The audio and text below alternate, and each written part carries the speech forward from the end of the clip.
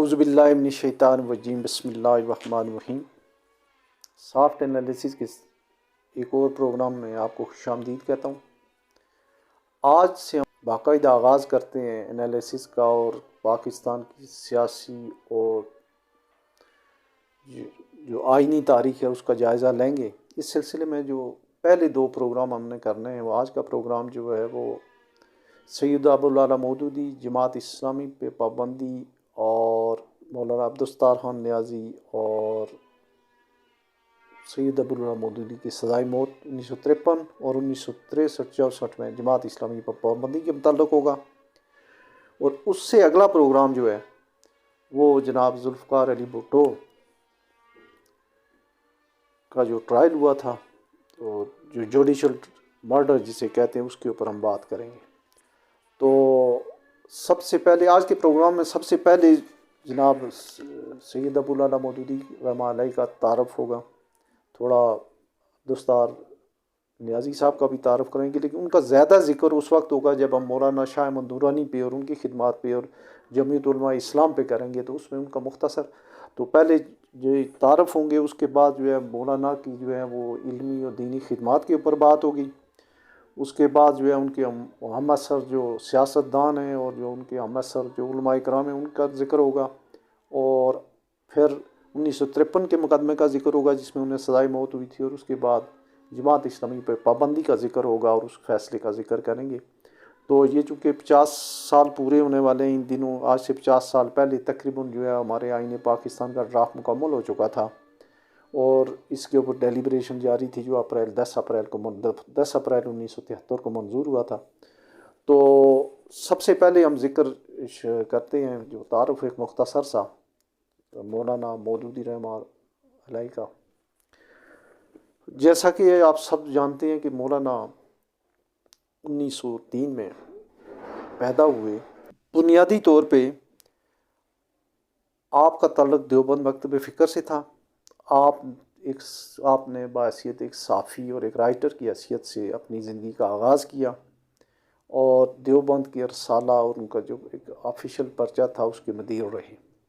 بعد میں انہوں نے جماعت اسلامی کی بنیاد رکھی اور اسے پورے سب کنٹیننٹ میں بر صغیر پاک و ہند میں منظم کیا، اور اپنے لوگوں کی فکری تربیت شروع کی۔ آپ کے ہم اثر جو سیاستدان تھے ان میں قائد اعظم محمد علی جناح، پنڈت جواہر لال نہرو، مہاتما گاندھی، سبھاش چندر بوس، ماسٹر تارا سنگھ، سردار ولی بھائی پٹیل۔ اس کے علاوہ جو مسلمان سیاستدان تھے ان میں مولانا عبدالحمید خان باشانی، شیخ مجیب الرحمن، خان عبدالغفار خان، خان عبدالولی خان، عبدالصمد خان اچکزئی، مولانا شاہ احمد نورانی، مولانا مفتی محمود، اور یہ لوگ جو ہیں ان کے ساتھ، اور ذوالفقار علی بھٹو، ایوب خان، ان سب کے ساتھ انہوں نے جو ہے وہ ان کے سیاسی اٹھنا بیٹھنا رہا۔ لیاقت علی خان کے ساتھ ان کا اختلاف رہا، بھٹو صاحب کے ساتھ بھی رہا، اور جتنے بھی وزرائے اعظم رہے ہیں ان کے ساتھ رہا پاکستان بننے کے بعد۔ اور پہلے جو بنیادی طور پہ پاکستان بننے کے مخالفین ان لوگوں میں شامل تھے، جن میں مولانا ابوالکلام آزاد،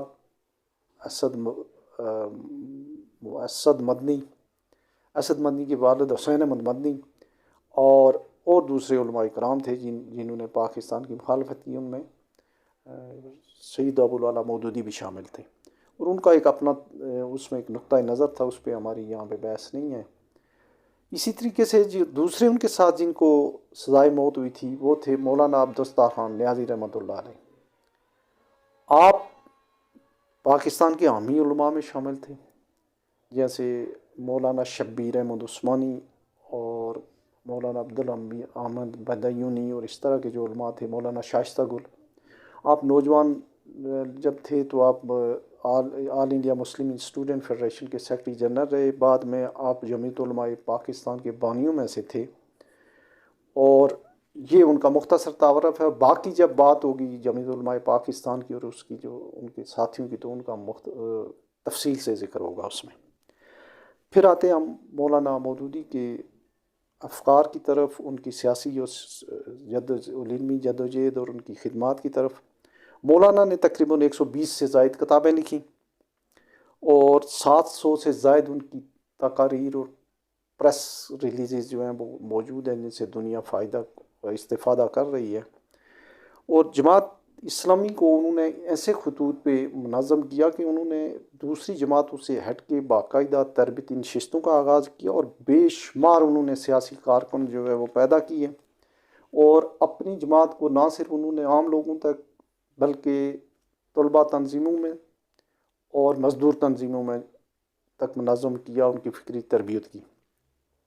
اس کا دائرہ کار انہوں نے کشمیر تک بڑھایا، اور مجھے یہاں یہ کہنے میں خوشی ہے کہ ہماری جو کشمیر کا بہت ہی کشمیر تحریک آزادی کا سب سے متحرک اور جو سب سے معتبر نام اس جدید تحریک میں جو مولانا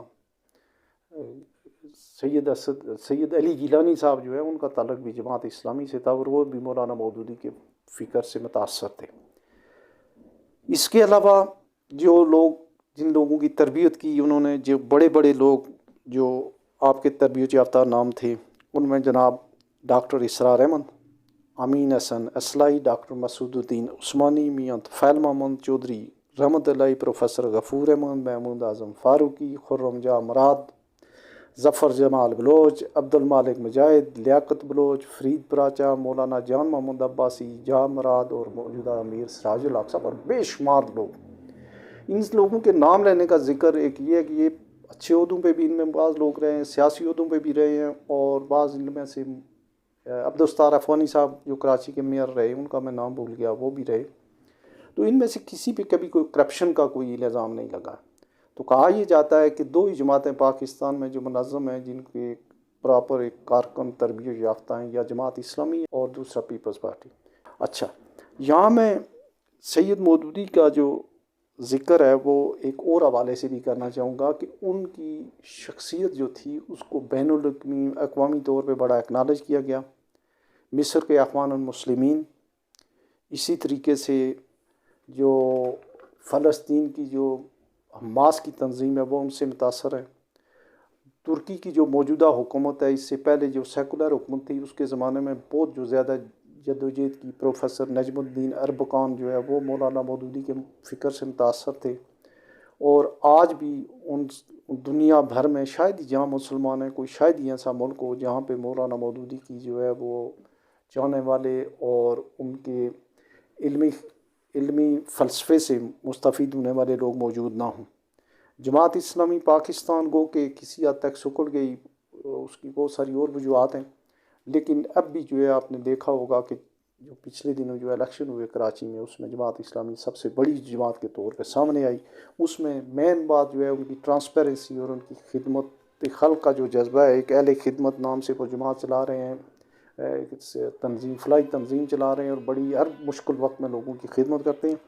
تو یہ ہوا مختصر سا تعارف، اور اب آتے ہیں جی کہ کیوں سید ابو العلا مودودی اور مولانا عبدالستار خان نیازی صاحب کو کیوں سزائے موت ہوئی 1953 میں۔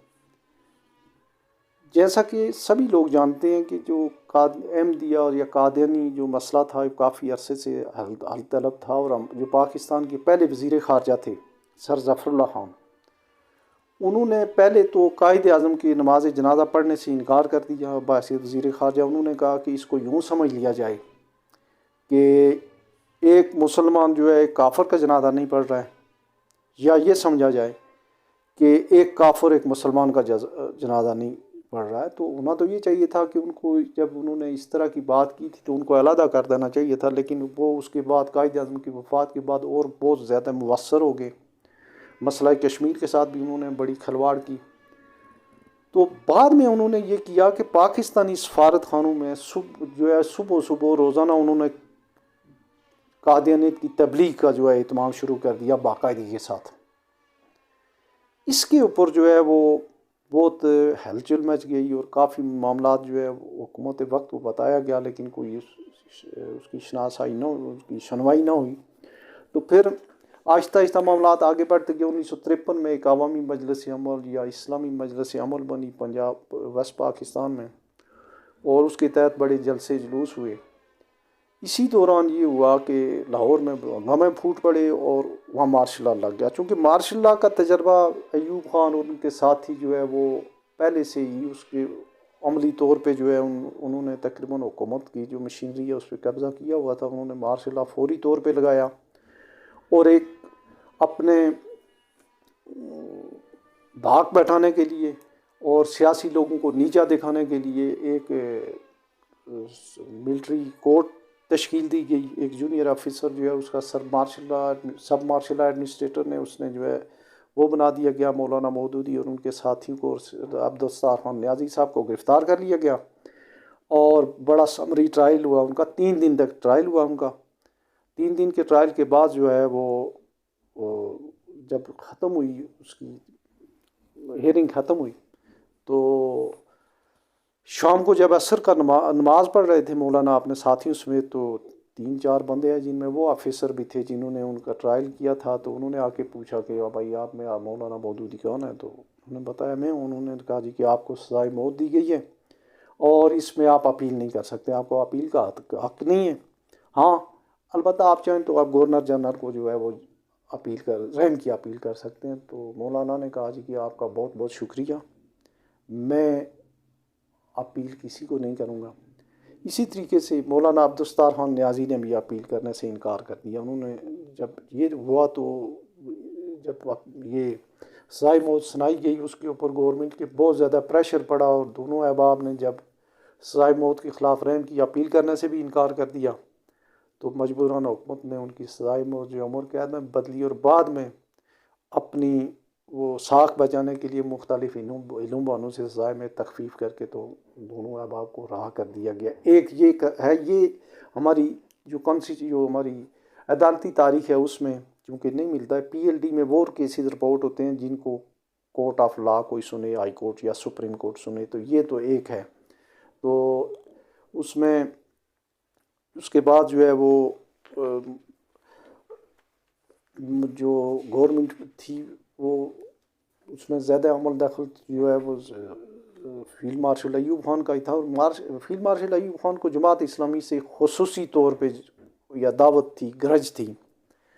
تو بعد میں بہت سارے جو ہے 1958 کے مارشل لا کے بعد تقریباً فرنٹ لائن کے تمام جو پاکستان موومنٹ کے جتنے بھی بڑے بڑے لیڈر تھے ان کو نائل قرار دے دیا گیا، ان کو سیاست سے آگے پیچھے کر دیا گیا، تو صرف اس میں جماعت اسلامی بچی۔ تو مختلف بہانے انہوں نے کیے لیکن بہرحال ان کے قابو میں نہیں آئی۔ بہرحال آخر میں انہوں نے 1963 میں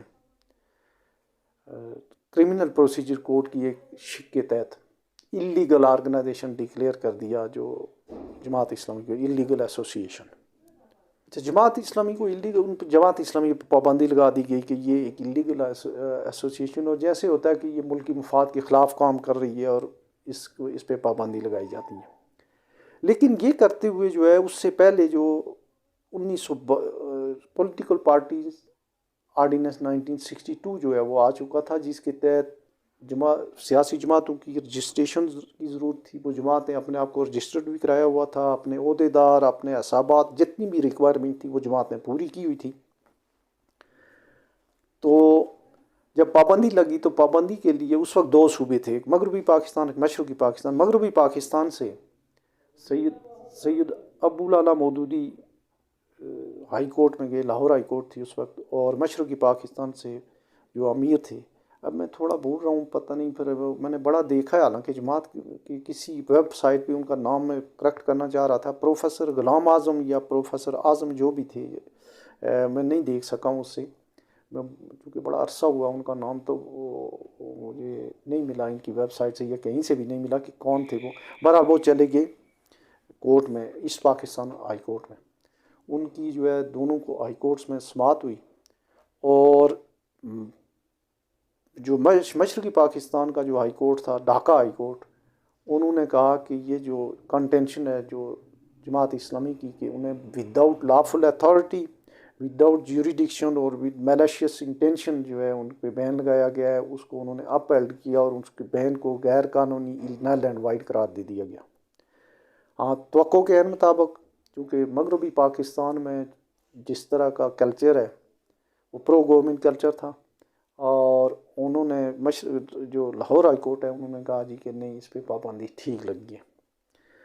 تو مغربی پاکستان ہائی کورٹ کے فیصلے کے خلاف سید ابو العلا مودودی اپیل میں چلے گئے سپریم کورٹ میں، اور مشرقی پاکستان کا جو ہائی کورٹ کا فیصلہ تھا اس کے خلاف گورنمنٹ چلی گئی، وہ بھی سپریم کورٹ میں. سپریم کورٹ آف پاکستان میں اس وقت چیف جسٹس سے جسٹس AR کارنیلس، وہ بنیادی طور میں عیسائی کمیونٹی سے ان کا تعلق تھا اور بڑے اپرائٹ آدمی تھے. تو انہوں نے دونوں اپیلوں کو یکجا کیا. یکجا کرنے کے بعد آپ نے فل بینچ، اس معنی میں فل بینچ کا مطلب یہ ہوتا تھا کہ جتنے ججز سپریم کورٹ میں سب کا ایک بینچ تشکیل دے دیا، اور اس کی ڈیٹیل ہیئرنگ شروع کی. اور اس میں جو گورنمنٹ آف پاکستان ہے، جو اسٹیٹ ہے، اس کو ریپریزنٹ کیا اس وقت اٹارنی جنرل نے. ان کے ساتھ بہت بڑا ایک پینل تھا وکلا کا. اسی طریقے سے جماعت اسلامی کا بھی وکلا کا پینل تھا، لیکن اس میں جو بہت ہی بڑھ چڑھ کر جو ان کی جو لیڈ کر رہے تھے وہ تھے AK بروئی، اللہ بخش خدا بخش بروئی، جو مشہور قانون دان اور اس معنی میں نوجوان تھے. انہوں نے کئی دن تک جو ہے وہ آرگومنٹ کیا کورٹ کے سامنے، اور میڈیا کی، لوکل میڈیا اور انٹرنیشنل میڈیا نے کورٹ کی پروسیڈنگ کی کوریج کی. اور بالآخر جسٹس AR کارنیلس کی سربراہی میں کورٹ نے یہ قرار دیا کہ جماعت اسلامی پہ جو پابندی لگائی گئی ہے وہ غیر قانونی اور وداؤٹ لافل اتھارٹی ہے. چونکہ 1962 کی جو پولیٹیکل پارٹیز ایکٹ 1962 تھا، اس کے تحت اسپیسیفک لا تھا فار اسپیسیفک پرپوز، کہ اس کے لیے یہ تھا کہ اگر آپ نے کسی جماعت کے اوپر پابندی لگانی ہے تو اس کے لیے آپ کو ایک ریفرنس تیار کرنا پڑے گا، چارج شیٹ تیار کرنی پڑے گی، اور وہ لے جا کے آپ کو سپریم کورٹ میں وہاں پہ ایک ریفرنس دائر کرنا پڑے گا، وہاں آرگو کرنا پڑے گا. اگر سپریم کورٹ کہے گا تو پابندی لگے گی، ادروائز نہیں لگے گی. یہ نہیں ہو سکتا کہ آپ کسی اور لا کی پرووین کے تحت جس سے دل کرے تو وہ آپ کسی پہ پابندی لگا دیں. تو اس میں ایک جو بہت ہی اس کو ڈسکس کرنے کا جو اس کا زیادہ ڈیٹیل میں مطمع نظر ہے وہ یہ ہے کہ اس سے پہلے یہ ہوتا تھا کہ جو کالونیل لا تھے اس میں جو بھی قانون ہو جس کے اوپر جو فٹ آئے اس کے گلے میں ڈال دیتے تھے، کہ جیسے یہ جماعت کے لیے ہوا. اس میں سپریم کورٹ آف پاکستان نے یہ قرار دیا کہ جو specific law, special law will prevail upon the general law. مثال کے طور پہ اگر کسی آپ نے سیاسی جماعت کے خلاف کارروائی کرنی ہے، پابندی لگانی ہے، اس کے لیے پولیٹیکل پارٹیز ایکٹ ہے، نہ کہ CRPC 1908 ہے، کرمنل پروسیجر کوڈ. اگر کوئی کسی آپ نے کمپنی کے خلاف کارروائی کرنی ہے تو اس کے لیے جو ہے SCCP فورم ہے، ان کا جو ریگولیٹر ہے وہ ہے، اور اس کے لیے کمپنیز آرڈیننس ہے، یا کوئی دوسرا اگر کرمنل لا ہے تو اس کے لیے جو ہے وہ PPC ہے، پاکستان پینل کوڈ ہے، کرمنل پروسیجر کوڈ ہے. اگر آپ پارٹنرشپ کے خلاف ہے تو اس کے لیے پارٹنرشپ کا لا اپلائی ہوگا. اگر سیل آف گڈ ایکٹ ہے تو سیل آف گڈ ایکٹ کا ہوگا. اور اگر کسی بینکنگ کمپنی کے خلاف کارروائی ہے تو وہ پھر بینکنگ کمپنیز آرڈیننس یا اس کے تحت ہوگی. اور جو جہاں سے جو چیز ریگولیٹ ہو رہی ہے، جہاں سے جو ادارے ریگولیٹ ہو رہے ہیں، اس میں انہوں نے ڈیٹیل یہ کہا کہ آئندہ کے بعد یہ ان کی ایک پریسیڈنٹ سیٹ ہوئی ہے نظیر کہ special law for specific purpose will prevail upon the general law. تو اس کے اوپر وہ نیل اینڈ وائٹ قرار دیا گیا. ریویو کا بھی گورنمنٹ کو نہیں دیا گیا تھا چونکہ، اور پھر جماعت اسلامی بحال ہوگی.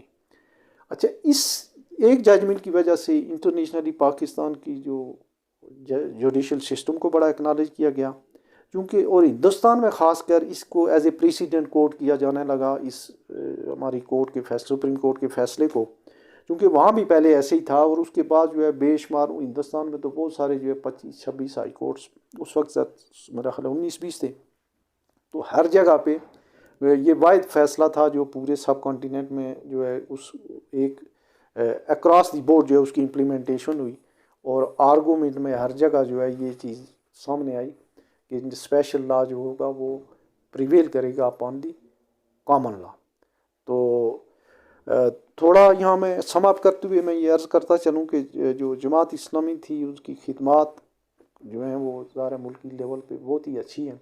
البتہ مولانا کے بعد جو ہے ضیاء اللہ کے قریب جانے کی وجہ سے جو میاں طفیل محمد تھے تو کافی نقصان ہوا، اور ضیاء اللہ نے جو طلبہ تنظیموں پہ پابندی لگائی اور مزدور تنظیموں پہ، اس کا سب سے زیادہ نقصان جو ہے وہ جماعت اسلامی کو ہوا، اور لیڈرشپ وہاں سے آنی جو ہے وہ کم ہو گئی یا بند ہو گئی.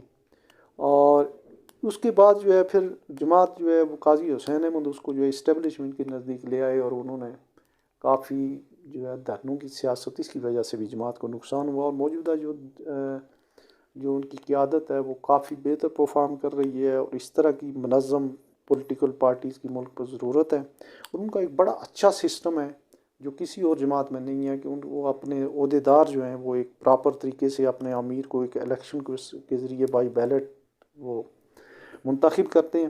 اس کے علاوہ تعلیمی اداروں کا انہوں نے بہت بڑا جال بچھایا ہوا ہے، سماجی کاموں میں بہت آگے آگے رہتے ہیں. تو جو پودا سید ابوالعلا مودودی نے جو لگایا تھا وہ ایک تناور درخت ہے، اس کی شاخیں دنیا بھر میں موجود ہیں، بالخصوص پاکستان، ہندوستان، بنگلہ دیش، کشمیر میں، اور تحریک آزادی کشمیر میں بڑا نمایاں حصہ رہا ہے جماعت اسلامی کا. تو ان کی خدمات کو ایکنالج کرتے ہوئے آج اتنا ہی. اس کے بعد جو نیکسٹ پروگرام ہوگا وہ ہمارا ہوگا ذوالفقار علی بھٹو کا جو کیس تھا سپریم کورٹ، ہائی کورٹ اور سپریم کورٹ آف پاکستان میں، انشاءاللہ اس کے اوپر بات ہوگی. تو اپنی آراء سے آپ کامنٹس میں مطلع کر سکتے ہیں. اللہ حافظ.